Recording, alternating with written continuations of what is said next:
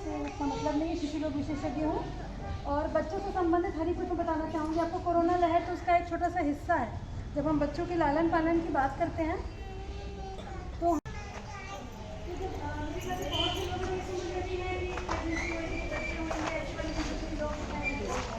बड़े बच्चों वाले उनके बच्चों की माताएं हैं। तो सबसे पहले बताना चाहूँगी कि 1000 दिनों का एक कॉन्सेप्ट चल रहा है। 1000 दिनों के कॉन्सेप्ट में हम लोग एक हमारे शिशु रोग विशेषज्ञों का एक एसोसिएशन है, उसमें हम लोग प्रोग्राम्स निकालते हैं कि क्या चीज़ ज़्यादा ज़रूरी है। तो अभी हम देखते हैं कि जो बच्चे पैदा हो रहे हैं उसमें मोर्टेलिटी काफ़ी ज़्यादा है, तो उसको कम करने के लिए 1000 दिनों का एक कॉन्सेप्ट निकाला गया है, जिसमें हम कंसेप्शन जिस दिन से बच्चा हमारे पेट में आया वहाँ से शुरुआत करते हुए बच्चे को 2 साल तक लेके जाते हैं। इस उम्र में, इस समय में माँ को क्या क्या सावधानियाँ रखना, क्या करना, इसकी बातें भी मैं आपको बहुत संक्षिप्त में बताऊँगी। तो जैसे ही कंसेप्शन होता है उसके पहले भी हमें मालूम होना चाहिए अगर प्रेगनेंसी लेना है तो कब लेना, कैसा लेना। प्रेगनेंसी लेने के लिए भी एक लड़की के लिए जो एक मेडिकल कंडीशन होती है, शारीरिक संरचना होती है और जो हमारी एनीमिया है या खून की कमी है या वजन कम है या और भी कोई बीमारियाँ हमको हैं, बहुत सी लेडीज़ को ब्लड प्रेशर, थायराइड वगैरह रहता है, तो इन लोगों को कैसे रहना चाहिए, खान पान में आपको बहुत बैलेंस रहना चाहिए, जिससे कि जब प्रेगनेंसी हो तो बच्चा हमारा जब आएगा तो उसे मृत्यु ना हो, बच्चे को मृत्यु दर ना हो, बच्चे को बीमारियां ना हो। बहुत से बच्चे कम दिनों में पैदा हो जाते हैं, ये स्थितियां ना हो, कम वजन के हो जाते हैं, ये स्थितियां ना हो। इनके लिए जब बच्चा पेट में आता है, डे 1 से हमें 3-3 महीने की जो एक योजना बनाई गई है कि आप जाके एक गायनेकोलॉजिस्ट को या डिलीवरी वाली मैडम्स को अस्पताल में चेक कराएं, उनके हिसाब से आयरन, फोलिक एसिड, डाइट या जो भी समझाइश दी जा रही है, जो वजन बार बार लिया जाता है, ये सब लिया जाए, जिससे कि आप जिस भी समय पे, दूसरे महीने, चौथे महीने, 8वें महीने, जिस समय हमें ऐसा महसूस हो रहा है कि शायद वजन कम बढ़ा है या शायद बच्चे की जो धड़कन सुनाई देनी चाहिए वो कम है, उसी समय पे तुरंत आप उसके काम किया जाए और बच्चे को हम अच्छा स्वस्थ बच्चे को पैदा करने में माता को सहायता कर सकें। तो इसके लिए आपको समय समय पे चिकित्सक के पास जाके अपने खान पान को, अपने एक्सरसाइज और लाइफस्टाइल को इतना बैलेंस रखना चाहिए कि हम एक संपूर्ण 9 महीने के अच्छे वजन वाले बच्चे को पैदा कर सकें। जब बच्चा पैदा हो गया उसके बाद हम देखते हैं कि बच्चा पूरे समय का है कि आधे समय का है कि कैसा है। बच्चा जैसा भी है, जितने भी दिनों का बच्चा पैदा हुआ है, बच्चे को माँ सिर्फ अपना ही दूध पिलाए, पहली समझाइश। जैसे ही बच्चा पैदा हुआ जल्दी से जल्दी माँ के स्तन में डाला जाए। अभी तो नई प्रैक्टिस ये चल रही है कि बच्चा डिलीवर होता है, बच्चे को माँ के पेट पर पटक दिया जाता है। जितना जल्दी हो सके बच्चे और माँ का स्पर्श आपस में बढ़े, इससे माँ को दूध का स्राव भी जल्दी होता है और बच्चे को एक जो कॉन्टैक्ट से माँ के चमड़ी से चिपकने से जो गर्माहट मिलती है, उससे बहुत सारी बीमारियाँ जो है वो नवजात शिशु को नहीं हो पाती हैं, तो इससे भी मृत्यु दर कम होती है। अब बच्चा पैदा हो गया, बच्चा 2 घंटे का हो गया, अपन ये कहते हैं जितनी जल्दी हो सके माँ का दूध बच्चे को पिलाया जाए, तो 2 घंटे के अंदर बच्चे को माँ का दूध पिला दिया जाए।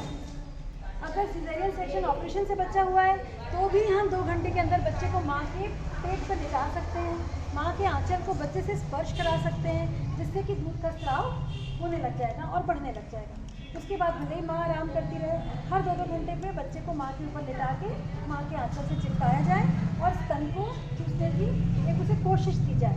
धीरे धीरे करके बच्चा सीखता है और माँ का दूध पीने लग जाता है। अब अगले 6 महीने में हमें बच्चे को सिर्फ और सिर्फ माँ का दूध देना है। इसके लिए ज़रूरी क्या है कि माँ का खान पान बहुत अच्छा रहे और माँ का लाइफस्टाइल और एक्सरसाइज वगैरह व्यवस्थित रहे। डिलीवरी आजकल होने के बाद तो 4-5 दिन से दूसरे दिन से चलाना शुरू कर देते हैं, तो इसीलिए आपके पास कोई रुकावट नहीं है कि आप चलो नहीं। हाँ, भारी सामान मत उठाइए, आप अपना सब काम खुद कर सकते हैं। अपना खान पान व्यवस्थित रखिए कि दिन में 4 या 5 बार भोजन करना है। यदि आपको मोशंस ठीक हो रहे हैं, यदि माँ को लैट्रिन साफ हो रही है तो गेहूं का दलिया 2 बार, 5 रोटी 2 बार, कटोरा भर के दाल, कटोरा भर की सब्जियाँ, इतना खाना माँ को जरूरी है जो अपने बच्चे को अपना दूध पिलाना चाहते हैं। आप एक बार में नहीं पी सकते, खा सकते इतना खाना, 2 रोटी 1 रोटी, 2 रोटी 1 रोटी ऐसे लेते जाएं, परंतु दोनों समय 5-5 रोटी, कटोरा भर भर के, इतना बड़ा बाउल भर भर के गेहूं का दलिया दूध में पका हुआ और साथ में लड्डू वड्डू जो भी आपकी सास बोले या घर में उपलब्ध है आप वो भी ले सकते हैं, परंतु इतना डाइट ज़रूरी है। उसके सिवाय ज़रूरी है कि हम सिर्फ और सिर्फ बच्चे को अपना दूध पिलाएं। जब हम बच्चे को अपना दूध पिलाते हैं तो हमारा दूध और बढ़ता है और इस लायक हो जाता है कि बच्चा सिर्फ हमारा दूध पी रहा है। अब कम दिन का बच्चा पैदा हुआ तो भी लोगों के मन में डर रहता है, भैया कम दिन का बच्चा है, इसको माँ कैसे पिलाएगी। तो भगवान ने ऐसी रचना की है कि अगर बच्चा 7 महीने में पैदा हो गया तो हमारा दूध जो है तो 7 महीने के बच्चे के पोषण के अनुरूप है।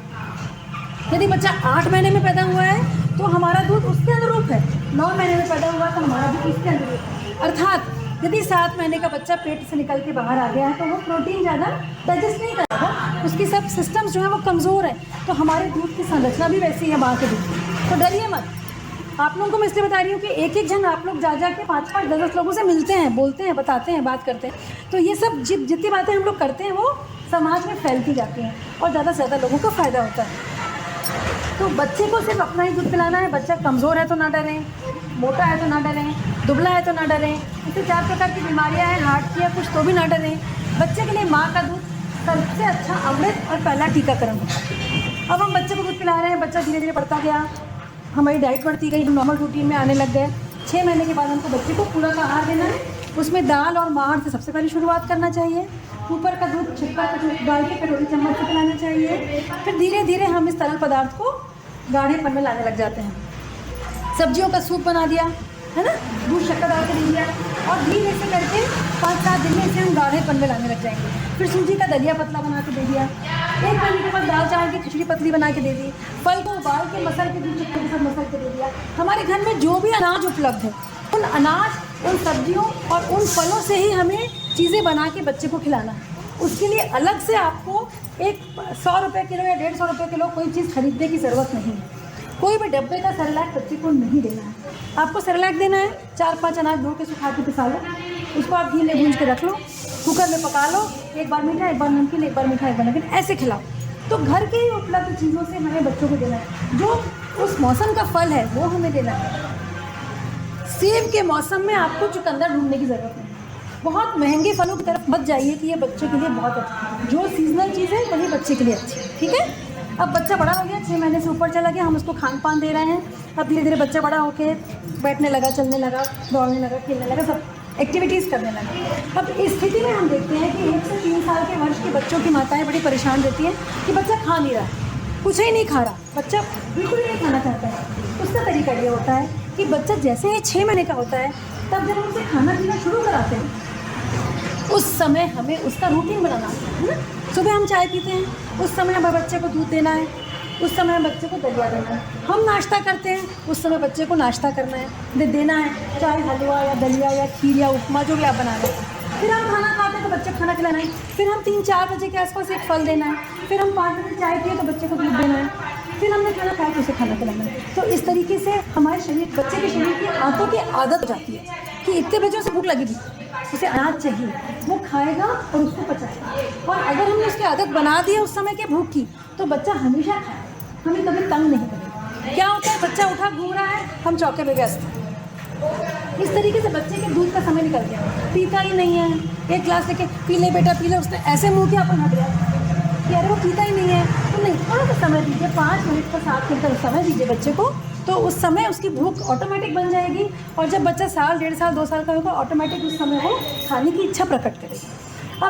अब नई चीज़ें जो आ गई हैं, फास्ट फूड वगैरह। किसी भी बच्चे को, किसी भी उम्र के बच्चे को, किसी भी उम्र के इंसान को फास्ट फूड नहीं लेना। फास्ट फूड का मतलब Maggi, noodles, pizza, chips, biscuit, ये जितनी चीज़ें हैं, toffee, chocolate, biscuit, Kurkure, chips, Maggi, noodles, ये सब क्या है, पश्चिमी पद्धति का खाना। उनके पास समय नहीं है तो उन लोग बच्चों को ये बनी हुई चीज़ें फ्रिज में भरे रहते हैं। आप कभी पश्चिम में रहने वाले लोगों की बात करेंगे तो उनके फ्रिज में 15 दिन तक खाना रहता है। वो उसको निकाल के बच्चों को खिलाते हैं और खुद कमाते रहते हैं, काम करते रहते हैं, जो भी बोलिए आप, जो भी करते रहते हैं। लेकिन बच्चों को वो वही खाना देते हैं जो उनके पास प्रोसेस्ड फूड है, आधा पका हुआ, उसे माइक्रोवेव में डाला और बच्चों को खिलाते हैं। तो हमारी सभ्यता ऐसी नहीं है। बच्चों की इच्छा होती है टॉफ़ी, चॉकलेट, बिस्किट खाने की, तो कब करना है? हर परिवार, चाहे वो किसी भी आर्थिक स्थिति का हो, साल में 2 बार घूमने जाता है बाहर। हर कोई जाता है ना, चाहे हम छोटे घर के हो, बड़े घर के हो, बहुत बड़े घर के हो, कोई भी हो। तो आप जब 2 बार घूमने बाहर जाते हैं, एक 7 दिन 10 दिन का हम अपने परिवार के साथ प्रोग्राम बनाते हैं, उस समय आप बच्चों को स्वतंत्रता दीजिए। उस समय उन्हें आप खाने दीजिए, उनकी जो मर्जी है, उनकी जो इच्छाएँ सब दीजिए। और लेकिन रूटीन में आप इस चीज़ों को बच्चे के रूटीन में मत रखिए। अब जो शुरू हुआ स्कूल का टाइम, बच्चा स्कूल जाने लग गया। जब बच्चा स्कूल जाने लग जाता है तो फिर से उसके टिफ़िन की बात आती है। तो टिफ़िन में आपको फिर से यही सावधानियां बरतनी जो बताई जा रही है। एक बहुत बड़ी चीज़ जो इस समय काम आती है वो होती है डिसिप्लिन। आज हम महसूस कर रहे हैं, आप और हम, कि आजकल के बच्चे बहुत डिसिप्लिन नहीं रहते हैं ना, अनुशासन में नहीं रहते। आपकी बात नहीं सुनना चाहते। माता पिता को तो वो बिल्कुल ऐसे उड़ा देते हैं, बैठो काय को बैठो, खड़े काय को पढ़ो, मतलब उनको कुछ भी नहीं है डिसिप्लिन कि हमें इनका कहना मानना, ये उनकी डिक्शनरी में है ही नहीं। तो इसकी भी गलती हमारी है ना। हमने समाज में ये स्थिति बना दी है आज कि हम बच्चे को, एक बच्चा या दो बच्चा है तो वो बच्चा हमारे भगवान। पैदाइश से लेकर अगर बच्चे ने कुछ भी गलत किया, माँ ने कुछ बोला, तो उसको रोकने वाले बहुत सारे रहते हैं। अरे मत डांट, अरे मत बोल, अरे मत पढ़, तू बहुत पीछे पड़ती है, उसके बहुत पीछे पड़ती है। तो ये सब चीज़ों के लिए भी आखिर में जब बच्चा सुधरता है तो किसका जाता है? श्रेय किसको गया? माता पिता और परिवार को। और जब बिगड़ा तो श्रेय किसको गया? सिर्फ माँ को। हर बच्चे के बिगड़ने का श्रेय सिर्फ माँ को जाएगा, और उसका दुख दर्द भी सिर्फ हमें ही झेलना है, माँ को, है ना। पिता का रोल बड़ा सुपरफिशियल रहता है। तो इसमें ज़रूरी ये है कि बच्चे को हम अनुशासन कब से सिखाना शुरू करते हैं? बच्चे के पैदा होने के बाद से। मैंने 6 महीने के बाद हमने उसे किया, हाथ धोना शुरू किया, तब से ही अनुशासन हमारे अंदर आ जाना चाहिए और बच्चे को समझ आना चाहिए कि माँ क्या चाहती है। धीरे धीरे ये चीज़ें बनती है। इसका कोई फास्ट फूड नहीं है कि एक कॉपी से पढ़ा दिया, माँ का कहना मानो, पिता का कहना मानो, ऐसा नहीं है। हम उसकी कुछ बातें सुनते हैं, वो हमारी कुछ बातें सुनता है। आज के दृष्टिकोण में ऐसा नहीं है कि हमारी माँ जब थी, हमारी माँ होती थी, बैठने को हम बैठते थे, अब नहीं बैठे तो पढ़ती थी वो। अब आजकल तो जिस माँ ने बच्चे को मार दिया उसने तो अपराध कर दिया, कहाँ मोहल्ले वाले कंप्लेंट कर दिया, उसको पुलिस में चले गए। इतनी बातें आजकल नई नई लीगल इश्यूज निकल रहे हैं कि माँ बाप बच्चे पे हाथ नहीं उठा सकते। और टीचर जो सबसे बड़ा बुरा इंसान हो चुका है, क्योंकि टीचर ने बच्चे को डांट दिया है। ज़्यादा माँ बाप बड़े घर के हुए तो उन लोग उस पर टीचर पे आरोप लगा देते हैं, क्योंकि नौकरी निकलवा देते हैं कि आपने बच्चे को डांटा कैसे, हमारा बच्चा जैसा हमें मर्जी है। तो ये सब चीज़ें जो आ रही है, ये हम घर से शुरुआत करते हैं, है ना। 6 महीने के बाद से बच्चे को समझ आ जाना चाहिए धीरे धीरे, क्रमशः, कि इनकी क्या इच्छा है और हमें ये करना है। जब बच्चा 8, 9 महीने 10 महीने का होता है तो उसे नई शब्द समझ आने लग जाता है। हम नए बोलते हैं तो बच्चे को समझ आता है। बच्चे ने की गाली, अरे साले, अरे साले, सब ताली बजा रहे, इसने बोला शब्द, बोला क्या शब्द बोला? साले। तो उसे हमें जब हम ये चीज़ आपस में घर में बोलेंगे, वही चीज़ बच्चे सीखेंगे। तो सबसे पहले हमें अपने आप को, पति पत्नी के रिश्ते को, सास ससुर और बहू के रिश्ते को, इसको हमें ठीक बनाना है। तो बच्चा वही सीखेगा। अगर हम अपने से बड़ों की इज्जत दे रहे हैं, उनका कहना सुन रहे हैं, उनको जी बोल रहे हैं, हमें गुस्सा आ रहा है तो भी जी बोलो, किसी तरह बोल रहा है, तो बच्चा सीखता है कि हमें भी बड़ों को जी बोलना है, हाँ बोलना है। हमें पसंद आ रही है नई चीज़, हमें तुरंत रिवोल्ट नहीं करना है। हमें बहुत सारी चीज़ें अपनी सास की नहीं पसंद आती, नहीं आती, नहीं पति की भी नहीं आती, तो क्या करो, लेकिन हम तुरंत पुरजोरी नहीं करते। बच्चों को ये समझ आना चाहिए कि अगर हमें कोई चीज़ नहीं पसंद है तो उसे शो करने का क्या तरीका है। उसे शो करने का तरीका ये नहीं है कि मैं नहीं करूँगा, उसे शो करने का तरीका अलग है। हम धीरे से, प्यार से भी अपनी बात को रख सकते हैं। इसके लिए ज़रूरी दूसरा क्या है कि हम जब माँ होकर एक बच्चे से बात करते हैं, बच्चे जैसे 5 साल 6 साल के स्कूल जा रहे हैं, सब उनके पास 100 बातें रहती हैं, उनकी बातों को सुनना है। सबसे ज़रूरी आज के समय में है वार्तालाप।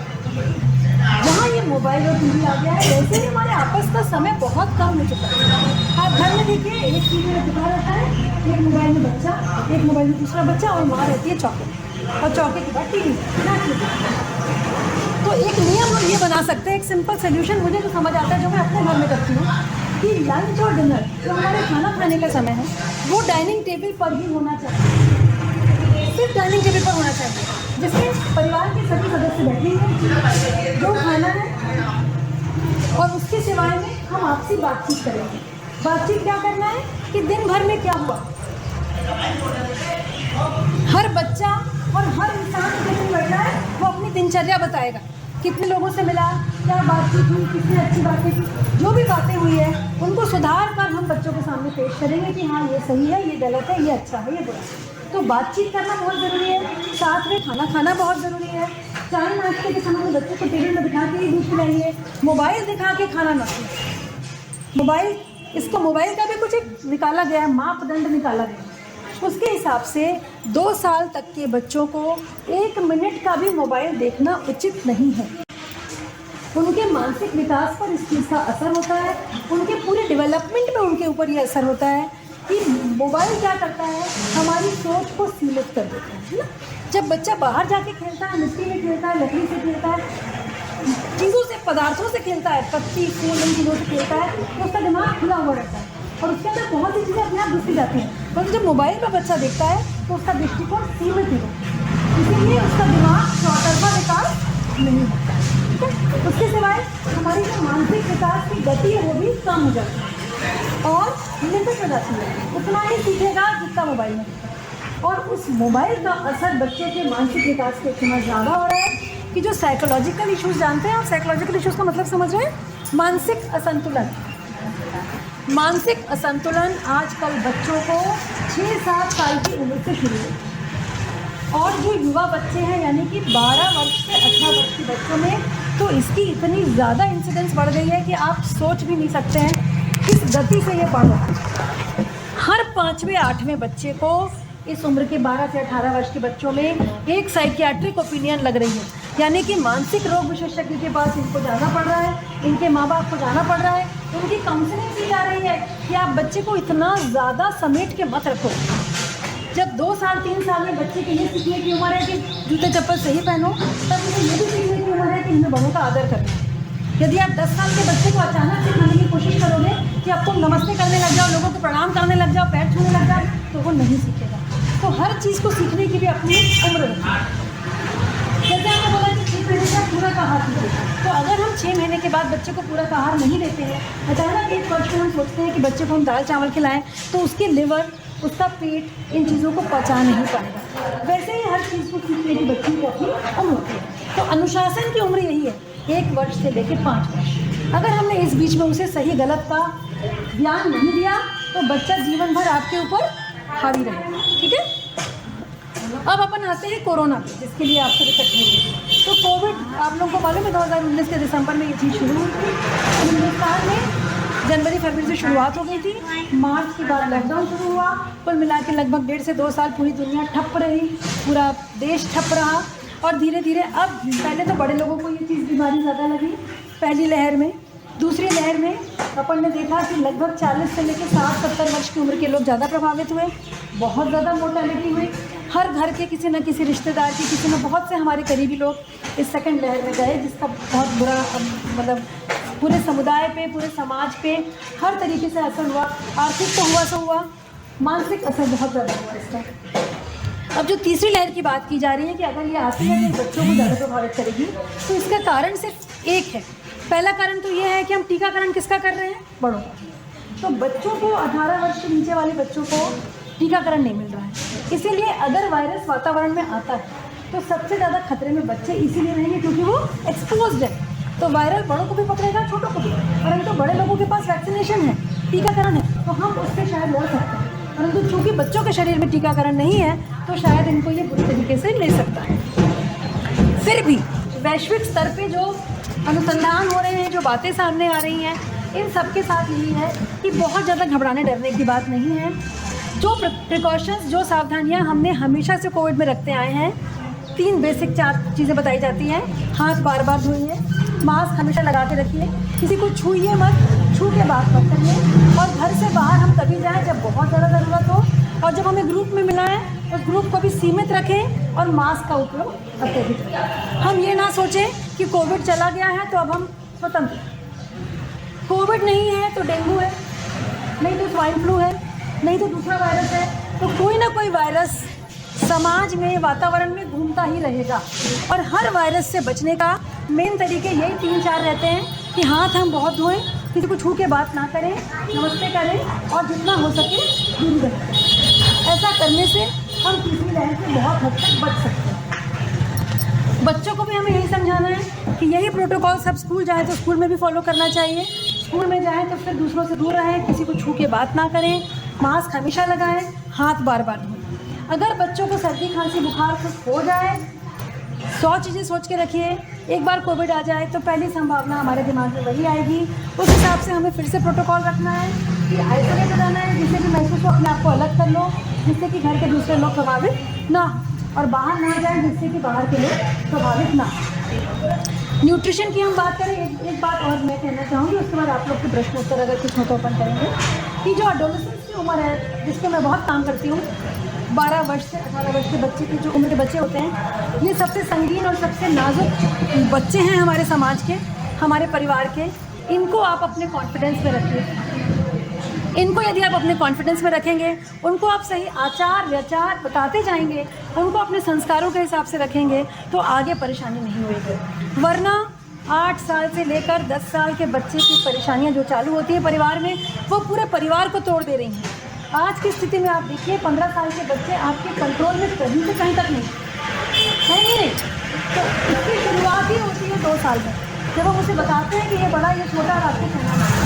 उसके सिवाय हम घर में जो डिसिप्लिन रखेंगे, हम परिवार के आपस के संबंधों में जैसा व्यवहार रखेंगे, बच्चे हमारे वही सीखेंगे। तो सबसे पहले हम अपने आप को बदलें, हमारे घर के आपस के रिश्तों को एक स्ट्रॉन्ग बना के रखें, और फिर हम बच्चों को आगे में प्रॉब्लम नहीं आना चाहिए। ठीक है, मेरे ख्याल से काफ़ी चीज़ें कवर हो गई हैं। कुछ छूट रहा क्या? नहीं काफ़ी है, समझ आएगा, काफ़ी है। या आप लोगों की कोई बातें हो, कोई क्वेश्चन, कोई बच्चों को कोई प्रॉब्लम हो तो आप बता सकते हैं आप लोग, जो भी आप लोगों की जिज्ञासाएँ हैं या जो भी चीज़ें छूट गई हो। क्योंकि मैं कहाँ तक जाऊँ, टीकाकरण बहुत इंपॉर्टेंट इशू है। अपने को अपने बच्चे को जो भी टीकाकरण एक उम्र के हिसाब से दिया जाता है शासकीय तौर पे, कम से कम उसे 100% कंप्लीट करके रखो। 100%। प्राइवेट वाले मत करो, प्राइवेट वाले नहीं कराया आपने तो कोई अपराध नहीं है। लेकिन अगर आपने जो शासकीय अस्पतालों में उपलब्ध टीकाकरण है, आपने अगर वो नहीं कराया तो आपने एक अपराध किया है बच्चे के लिए। तो उसको आप बहुत ध्यान रखिए। कोविड के चलते बहुत सारे टीकाकरण बच्चों का पिछड़ गया है, पर आप प्लीज़ समय निकाल के जाके उसको कंप्लीट करिए। और प्रश्न बताएं आप लोग अपने घर के अनुभवों के हिसाब से। हाँ, जो बच्चे सब्जियाँ नहीं खाते, इसकी भी आदत हम कहाँ से शुरू करते हैं? जो मैंने आपसे कहा, 6 महीने की उम्र से जब हम खाना शुरू करते हैं इनका, तो 1 महीने के बाद, यानी उस समय आपने क्या किया, सब्जियाँ उबाल के सूप बनाने लग गए। ठीक है, 7 महीने 7.5 महीने का बच्चा हुआ तो दाल चावल सब्जी इकट्ठे कुकर में उबाल के मसल दो और उसको घी डाल के वो खिलाना शुरू करो। तो बच्चे के अंदर उसका एक स्वाद बैठा रहेगा और उसकी आदत बनी रहेगी। चॉइस नहीं देना है अभी हमको, 1 साल तक बच्चे को चॉइस नहीं देना है ना। फिर उसके बाद जब थोड़ा सा बड़ा पैदा हुआ, अब 9 महीने का हो गया, तब फिर आप उसको सब्जियों को अलग अलग प्रकार से करके दे सकते हैं। अगर बच्चा नहीं खा रहा है और आपका बच्चा बड़ा है जैसे ये है, तो उनके लिए आप क्या कर सकते हैं, जो भी सब्जियां हैं उनको उबाल के मसल लो, आटा सान दो, उसका पराठा बना। चावल फ्राई बच्चों को बड़ा पसंद आता है ना, उन लोग बिरयानी बोलते हैं उसको या पुलाव बोलते हैं, जो भी। उसमें अपन जितनी भी सब्जियाँ उसको उबाल के मसल लो और उसको मिला दो। किसी भी चीज़ में आप घी डाल के बघार तो बच्चों को पसंद आता है। हर बच्चे की कुछ ना कुछ चॉइस होती है। ज़्यादातर बच्चों को क्या पसंद आता है? ग्रेवी मसाला, पनीर पसंद आता है। तो पनीर बहुत अच्छी चीज़ है, बहुत पौष्टिक चीज़ है, प्रोटीन बहुत ज़्यादा है, परंतु पनीर महंगा है। तो अगर हम पनीर नहीं खरीद सकते हैं, आप चना खरीद सकते हैं, चने की सब्ज़ी बनाओ, मसाला क्या डालो, पनीर। प्याज लहसुन अदरक का मसाला बच्चों को बेसिकली सबको बहुत पसंद होता है, इसीलिए उन लोगों को पनीर पसंद होता है। तो आप छोले में या काले चने जो आते हैं, अपना एक मेन्यू बना के रखो। एक दिन चना बना लेंगे, एक दिन पनीर बना लेंगे। पनीर या पालक, जैसे पालक है उबाल के पका लिया, मटर डाल दो उसमें, और उसमें आप मसाला डालो तो बच्चे को पसंद है। हमें बच्चे की चॉइस का सम्मान करना है, उसकी चॉइस का आदर करना है, उसको उसकी चॉइस के हिसाब से बना के देना है, परंतु पौष्टिक चीज़ों को। बच्चे को मैगी पसंद है तो हम मैगी नहीं खिलाएंगे, है ना। मैगी नहीं खिलाना है हमें बच्चे को, नूडल्स नहीं खिलाना है, परंतु उसकी जगह उस टाइम पे उसका पेट कैसे भी करके भर के रखना है, तब उसकी इच्छा उसकी तरफ नहीं जाएगी। ठीक है, दाल वाल की एक दिन पराठा कचौड़ी ऐसे कुछ बना के रखिए मीनू। संडे को कचौड़ी खिला दिया दाल की भर के अपन ने, तो उनका मन बदलता रहता है ना। उन लोग फिर बाहर की तरफ नहीं भगते हैं, इन चीज़ों की तरफ नहीं भगते। समय पे बच्चे का पेट भरना बहुत जरूरी है। बच्चा आपको भूख बोले चाहे ना बोले, आप उनको नाश्ता कराएं चाहे ना कराएं, सुबह 8 बजे बच्चे को भूख लगती ही है। जिस समय उसको 8 बजे भूख लगती है, उस समय आप उसके स्वाद का अनुसरण करके कुछ बना के उसका पेट भर दो, तब वो भागेगा नहीं। दूसरी टॉफ़ी के लिए नहीं भागेगा, दादा के पास चॉकलेट के लिए नहीं भागेगा। दादा दादी के पास भगते हैं लोग और पेपरमेंट टॉफ़ी चॉकलेट खा के आते हैं, तो उस जाने के पहले अपन पेट भर दो उनका। मतलब मैंने ये किया है अपने बच्चों के साथ, इसलिए मैं आप लोग को बताती हूँ।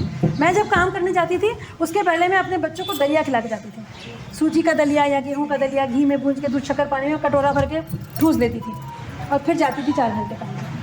तो उसमें उनको कितनी भूख लगेगी, इतनी नहीं लगेगी कि वो टॉफ़ी खाने लगे, और किसी के भी पास दौड़ेंगे भागेंगे, ये दे दो ये दे दो ये दे दो, ये वाली मांग रही। फिर क्या होता है, बच्चा जाता है घर के दूसरे नंबर के पास, इतना भूखा था कि उसने आधी रोटी खा ली, इसके कई सारे मायने हैं। इस वाक्य के कितने सारे मायने हैं आपसे? जिसने खिलाया उसका तुम्हें कहना था कि हमने तुम्हारे बच्चे की देखभाल की। ये मैं प्रैक्टिकल प्रॉब्लम बता रही हूँ आप लोगों को, जो हर घर में आती है। जिसने खिलाया उसने आपको एक ये भी हथौड़ा मारा कि मैंने तुम्हारे बच्चे को खिलाया, तुम तो बिना खाए खिलाए चली गई थी, तुम अपने काम में लगी रहती हो, मैं तुम्हारे बच्चे को। ये मायने हुए। इस वाक्य का दूसरा मायने क्या हुआ? माँ आहत होती है कि अरे बाप रे मेरा बच्चा भूखा था, ये दूसरों के पास खाया। चौथे दिन के बाद ये वाक्य आम हो जाता है, तो सबके पास जाके खाता रहता है, माँ के पास खाना कहाँ है। इसका एक मायना घर के दूसरे सदस्यों के लिए काम ही कर, बच्चों से कोई मतलब। इसके बहुत सारे एक वाक्य के मायने इतने सारे हैं, उसको अलग अलग इंसान अलग अलग तरीके से उसको एनालाइज करता है। और पिता क्या एनालाइज करता है? अच्छा है तुम्हारे पास समय नहीं बचे के पिता का एनालाइज ये भाई चौका तो तुम्हारी जिम्मेदारी, बच्चे को खिलाना तुम्हारी जिम्मेदारी, उसमें तुम हार गए। तो उस एक वाक्य को अगर हटाना है हमें, तो घर के बाहर निकलने के पहले हम बच्चे को खिला पिला के जाएं। काम करना बहुत अच्छी बात है। आज की स्थिति में तो 99.9% लेडीज़ काम करती हैं और बहुत अच्छा है। हम बाहर निकलते हैं, हम 4 लोगों के संपर्क में आते हैं, तो हम भी काफ़ी कुछ सीखते हैं एक दूसरे से। हम भी आप लोगों से सीखते हैं, आप लोग हमसे, ऐसे सब एक दूसरे से कुछ ना कुछ ज़रूर सीखते हैं। परंतु पहली जिम्मेदारी हमारा परिवार, चाहे हम IAS बन जाए, चाहे हम IPS बन जाए, चाहे हम डॉक्टर बन जाए, चाहे टीचर बन जाए, चाहे इंजीनियर बन जाए, आप कुछ भी XYZ बन जाइए, आप करोड़पति बन जाइए, लेकिन आपकी पहली जिम्मेदारी आपका है। तो आपको सब कुछ करना है, लेकिन परिवार के टाइम के साथ सेट करके, ठीक है। हम जैसे लेडीज़ बताती हैं कि मैं तो बाहर काम करती हूँ, तो इसलिए मैं बच्चे को खिला नहीं सकती हूँ, बताइए मैं क्या खिलाऊँ, सर लाइन ले लूँ? नहीं, उसका तरीका हमें निकालना होता है। 6 घंटे की ड्यूटी रहती है हमारी, या 8 घंटे की ड्यूटी रहती है। किसी भी काम में 8 घंटे से ऊपर ड्यूटी किसी की कंटिन्यूस नहीं रहती। 24 में से 8 घंटे गए, कितने बचे? 9, 10, 11, 12, 13, तो 16 घंटे बचे। अब 16 घंटे ऐसे बच्चा कितने घंटे सोएगा? 8 घंटे सोएगा, या 10 भी सोएगा, तो 6 घंटे हमारे पास हैं जिससे हम अपने बच्चे को अपनी जो हम चाहते हैं वैसा ढाल सकें। तो इस 6 घंटे में ही हमें बच्चे को डिसिप्लिन भी सिखाना है, खान पान भी सिखाना है, आचरण व्यवहार भी सिखाना है, सब कुछ सिखाना है, और पढ़ने का भी डिसिप्लिन सिखाना है। हर बच्चे का कैलिबर एक ही रहता है। जो ब्रेन हमारा है, ब्रेन में जो ये होशियार है, ये गधा है, ऐसा नहीं होता है। सबके पास ब्रेन बराबर होता है जब हम पैदा होते हैं। उस ब्रेन में वातावरण का कितना आया, इसके हिसाब से ब्रेन होशियार या कम होशियार या गधा हमारी आम भाषा में होता है। जो चीज़ करनी है कि एक बच्चा अगर गांव में रह के पढ़ रहा है तो उसके दिमाग में कितनी बातें आएंगी, शहर में रह के पढ़ रहा है तो कितनी बातें आएंगी। इसका असर होता है हमारे बच्चे के ब्रेन के डेवलपमेंट। तो आप ये नहीं कह सकते कि गाँव का बच्चा डॉक्टर नहीं बनेगा, या बम्बई का बच्चा तो डॉक्टर नहीं बनेगा। बड़े शहरों की बहुत बड़ी प्रॉब्लम्स हैं जो उनके बच्चे कम कर पाते हैं कॉम्पिटिटिव एग्जाम। जो हमारे डिस्ट्रिक्ट लेवल के लोग हैं सबसे अच्छे रहते हैं अपन के पास मॉडर्न चीज़ें भी हैं और ज़मीन से चिपकी हुई चीज़ें, ठीक है। तो ये मत सोचिए कि हमारा बच्चे को एक आदत डालना ज़रूरी है। पढ़ाई तुम्हें करना ही है, उसमें कोई चॉइस नहीं होना चाहिए। उसमें चॉइस नहीं है तुम्हारे पास कि मुझे पढ़ना है कि नहीं, पढ़ना तो तुम्हें है ही। ये चीज़ उसकी समझ में आ जाना चाहिए जैसे ही उसका थोड़ा सा दिमाग बढ़ता है, ठीक है। जैसे कि एक एग्जाम्पल दिया था कि व्हाट्सएप में एक मैसेज आया कि हम लोग बच्चों को क्या सिखाते हैं, नर्सरी लाइन आजकल किससे सिखा रहे हैं बच्चे को? मोबाइल से सुन रहा है। हम टी डम T had a great fall सब सुन रहा है, वो मोबाइल से सुन के सीख रहा है। कायदे से हम क्या कर सकते हैं? अरे एक किताब सामने लेके उससे बोलवाओ और खुद भी बोलो। आधे घंटे का टाइम तो माँ दे सकती है बच्चे को, किसी भी समय अपने आप रूटीन के हिसाब से दीजिए, पर आधे घंटे में आप उसके सामने बोल के पढ़ा के सिखाइए, मोबाइल से मत सिखाइए। ये गलत चीज़ है। इसमें हम ना तो अपने संस्कार डाल पाते हैं बच्चों में और ना ही सही बातें। उसका उच्चारण हमें समझ ही नहीं आता, उसने मोबाइल में सुन लिया। मालूम पड़ा 4 साल में बच्चा स्कूल गया तो वो टर्न नहीं बोल पा रहा है, तक तक तक तक तक कर रहा है। क्यों? क्योंकि हमने ना तो उससे बात की, ना उसकी बातें सुनी, ना उसको रीडिंग कराया। समझ लो छोटी छोटी चीज़ें। अब आप लोग बताएं, कोई एक क्वेश्चन बताओ तो उससे प्रैक्टिकल चीज़ें बहुत सारी निकल आती हैं। हाँ बेटा बताओ। हमेशा कुछ नहीं बोलती मम्मी। बिस्किट का नाश्ता जैसे डिफरेंट पराठे बनाए, 2 पराठे के लिए तो 3 पराठे बनाए, 2 पराठे देंगे और एक ब्रेकफास्ट में करके देंगे। तो हमारे ऋषि बोलती है वो तो टिफिन का है मम्मा, आप उनको ब्रेड और बिस्किट ही दिया करो तो वो ब्रेकफास्ट होता है। तो आप बताइए ब्रेड और बिस्किट डेली बिल्कुल ब्रेकफास्ट नहीं होता है ब्रेड एंड बिस्किट। अभी आपके पेट में गड़बड़ियाँ होंगी ना बेटा, उसकी शुरुआत तो ब्रेड से होती है। ये जितना चीज़ें हैं मैदे की चीज़ें, स्पेशली मैदे की चीज़ें, बिस्किट मैदा है, मैगी मैदा है, ब्रेड मैदा है, ये सब चीज़ें मैदे की हैं। और मैदा क्या होता है, हमारे पेट में जाके जम जाता है, डाइजेस्ट ही नहीं होता। तो पहला नुकसान क्या होता है कि भूख नहीं लगती, अगली भूख खत्म होती है। दूसरा नुकसान क्या होता है कि ये हमारे डाइजेस्टिव सिस्टम को बिगाड़ देती है। और बिस्किट में नाश्ता करने लगे हैं बच्चे, तो बहुत गलत, नाश्ता करता है बच्चा, हाँ बहुत एक गलत पैकेट है। बिस्किट तो खा लेता है, उसका जड़ कहाँ पे है अब आप देखो। हमारे घर में बिस्किट नहीं आना चाहिए। बच्चे को अगर किसी चीज़ के लिए मना कर रहे हैं, अगर हमारी इच्छा है कि बच्चा ये करे, तो उसका आप और हमारे लिए ये लेसन रहता है कि हम उसकी जड़ पे काम करें। बच्चा बिस्किट बहुत खाता है, उसके घर में मत लो।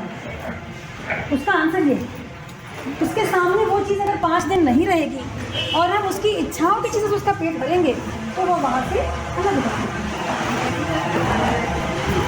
मैगी, मैंने वो चीज़ अभी बताई कि मैगी नूडल्स घर में नहीं आना है, सिंपल हो गई बात, घर में नहीं आना है। हाँ, संडे को बच्चों को बहुत शौक है, आप कभी महीने में एक बार बच्चों को आउटिंग पे ले जाओ, होटल में ले जाओ, जहाँ भी ले जाओ, उन दिनों को थोड़ा बहुत खिलाओ, सब खिलाना। बट रूटीन में तो ये मैदा बिल्कुल नहीं होना चाहिए। आंतें फंस जाती हैं, आंतों में गठाने आ जाती हैं, बच्चे टॉयलेट नहीं जाते हैं।